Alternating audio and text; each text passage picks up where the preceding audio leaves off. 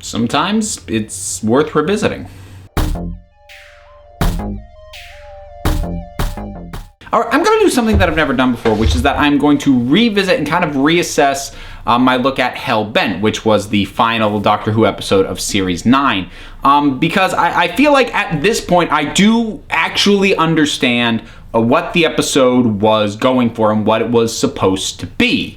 One of the side effects of the fact that I do these reviews immediately after seeing the episode and I don't look at anyone else's reactions before giving them is that I may be misinterpreting stuff, or in the case of Hell-Bent, I may just simply not get it. But I actually really want to thank you guys for all the stuff that went on in the comments section. It was by far the most active comments that has ever happened for any video I've done. And while this isn't going to be really a comment response video, I do want to shout out to you guys because what was put down in the comments is a big part of what has gotten me to go back, watch it again, and now do this new video. I do particularly want to single out Dark Angel Scruffy, who put a really wonderful, well thought out explanation for what it was the episode was going for. And I get it now. I'm not sure I can explain it quite as well as he did. You can go back to the comments section on my last video to get his exact words. But basically, he explained why it is justified that Clara get this extra send-off and why it is actually really important that the Doctor go to the lengths that he does to save her, because as it is pointed out by me, or Ishilda, or whatever, I'll just call her me, Clara is not just a companion at this point. She is so entangled in his timeline thanks to the events of things like Name of the Doctor and Listen that they are now effectively two halves of the same person. She has been there for every regeneration, helping all at various points along the way, well before she was just actually traveling with him. So that actually justifies him going to more extreme lengths to save her than he has anybody else ever. Because he's not just saving his companion and his friend, he's trying to preserve one half of himself. And that also lends a certain poignancy to what happens with her at the end, with him being unable to remember her, because she basically has to save him and the universe from himself, because she sees the lengths that he goes to just to save her, and like, this is not good. So with him not being able to remember her, and I do still like the way that that's played, where he knows he's forgotten something, and even knows what it is, but just the details, they're gone to him. So you know what? I get it now, and that's something that I could not say when I did my previous review. So, does that change my feelings about the overall episode?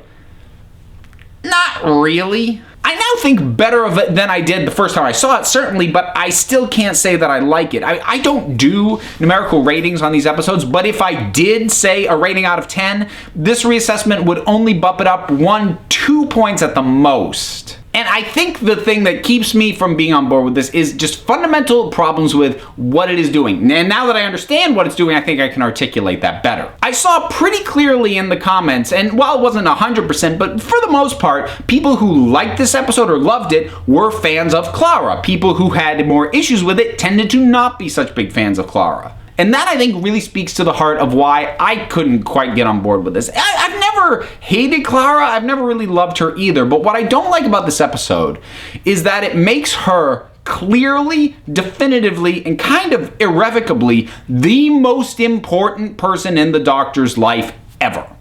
And I don't like that. I don't like the show basically telling me how to rank the importance of people in his life. One of my favorite things about Doctor Who is that everybody is entitled to their own favorites. You can have your favorite companion, your own favorite Doctor, your favorite villains, and it doesn't have to be the same as anybody else's, and your opinion is just as valid as anybody else's. And while this episode does not necessarily say she is the best companion ever, it does really say she's the most important companion ever. No one else will ever be as important to him as she is. And I don't like being told that by this episode. Now, I have to kind of pick apart as to why it's this episode that broke my back on that one, because most of the reasons that she is really important actually happened in other episodes. They happened back in Name of the Doctor, which I liked a lot. They happened in Listen, which I almost liked a lot. But there's just something about, you'd have to make an argument. You'd have to extrapolate. You'd have to put together a case based on those things as to why she was the most important person in his life. However, this episode, Hell-Bent, we are told flat out by me. And that kind of runs counter to a great deal of what I like about Doctor Who. Like, for instance, I think it was essential that in Doomsday, that when the Doctor was talking to Rose and when he faded out, he did not finish that sentence and we did not actually hear him say the words, "I love you." I think it's hard to make an argument that he was going to say anything other than that, but if you don't like that idea, the show is not forcing you to accept it.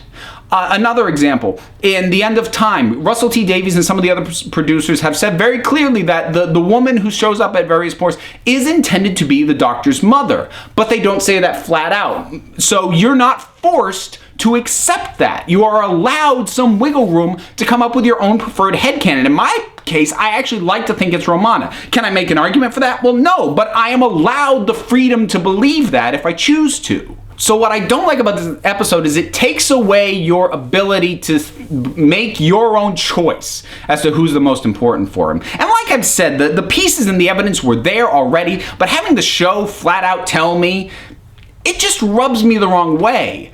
If you already like this companion, or in some cases, people love her and that's fine. So if you already like her that much, being told she's the most important companion, cool, awesome. But if you're not that on board with her, yeah, it's a problem. So while I still personally don't really like this episode, I now do understand what it was going for. And for what it was actually trying to accomplish, it did its job pretty well. So I certainly won't say that it's a bad episode. Only that what it was doing is something that I don't want done. I don't want things laid out that cleanly. I know certain ambiguities and ways, particularly Moffat, will leave things hanging and not answer questions, but I mean, Russell T Davies did it too. The two examples I cited were him, but regardless, I know people complain about that. I love that. I love wiggle room. I love giving enough that fans and viewers can come up with their answers, but they are given enough freedom that that answer does not have to be exactly what the people who made the show intended. And I feel like we've had that choice taken away from us with this episode. I suppose that's it. Have you ever had an episode of Doctor Who just completely get a reassessment on the rewatch? You either liked it the first time, then you rewatch and go, oh no, there's all sorts of problems, or you didn't like it and you watched it and went, you know what, it's not too bad. Whatever it was for you, drop something down in the comments and let's talk about it. Until next time, this council is adjourned.